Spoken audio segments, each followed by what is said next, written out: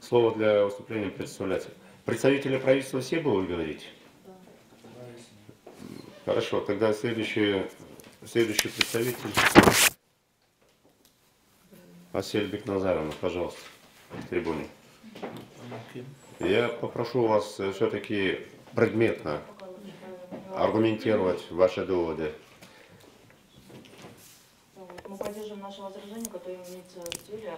Мы хотим только пояснить кое-какие моменты относительно обращающая сторона выдвигает 3 требования. По первому пункту хотелось бы отметить, что в принципе доводы, которые описаны, они просто не соответствуют действительности, потому что неконституционным хотят признать норму о дисциплинарном взыскании. То есть трудовые отношения регламентируются дисциплинарным взысканием. Это как увольнение. Они являются обязательными. И это не имеет никакого значения к статье 42 Конституции, где сказано, что каждый имеет право на свободу труда и охраняется условия труда государством путем обеспечения безопасных условий труда. Здесь не говорится об увольнении. То, что касается по иным основаниям, я думаю, что данная норма, данный пункт включен в целях упорядочения и разработки положений и иных нормативно-правовых актов в соответствии с данным законом. То есть в данном случае сам закон говорит о том, что порядок увольнения предусмотрен в положении, на основании чего правительством внесены изменения в постановление, принята норма, которая пункт 6.1 в связи с утратой доверия. Так, это по первому пункту. Второй пункт – это то, что запрещается принятие подзаконных нормативно-правовых актов, ограничивающих права и свободы, то в этой части хотим отметить, что правительство имеет право выносить нормативно-правовые акты. И сейчас, секундочку.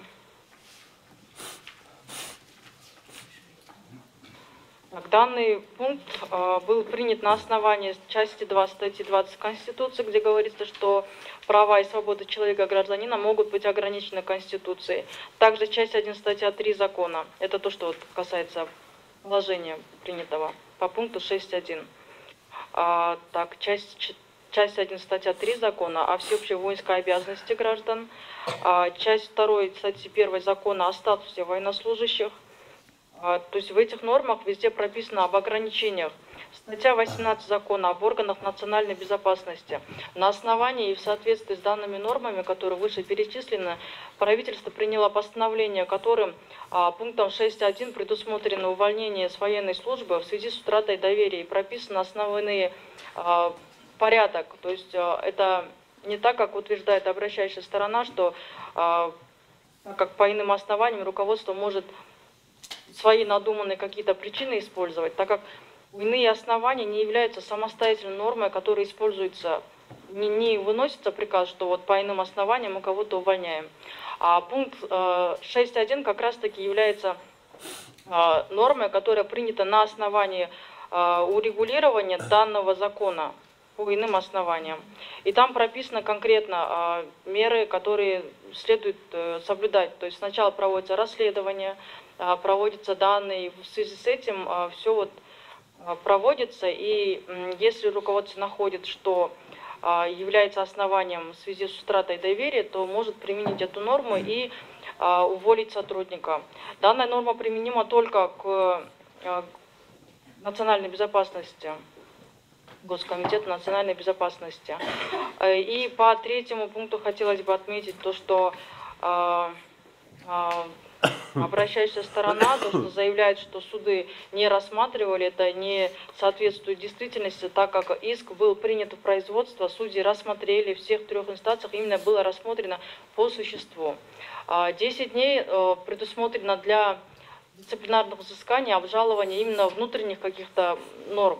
А то, что касается увольнения, то тогда применяется статья 6 Трудового кодекса, где написано, что нормы Трудового кодекса не распространяются на следующих лиц военнослужащих при исполнении ими обязанностей военной службы. То есть, так как человек увольняется, он уже не находится при исполнении, и к нему применима тогда норма Трудового кодекса, где говорится, что он имеет право обжаловать приказ об увольнении в общем порядке, это 2 месяца. Что и было в данном случае сделано. Куланбекулу обратился с иском, его иск приняли к производству, ему не отказывали в сроках. То, что представитель говорит одним из оснований отказа, это так как Куланбекулу обратился с иском о восстановлении в прежней должности, а в этой должности приказ об увольнении был 2016 года. 2016 года его уволили, он находился в распоряжении. Суд указывает только вот эту часть. То есть, так как им не было оспорено вот, приказ от 2016 года, то, естественно, он, находясь при исполнении, он пропустил 10-дневный срок для обжалования, и поэтому в этой части судья не мог рассмотреть, так как сроки пропущены, но по существу именно по последнему увольнению суд рассмотрел и отказал ему. Вот все 3 инстанции он прошел.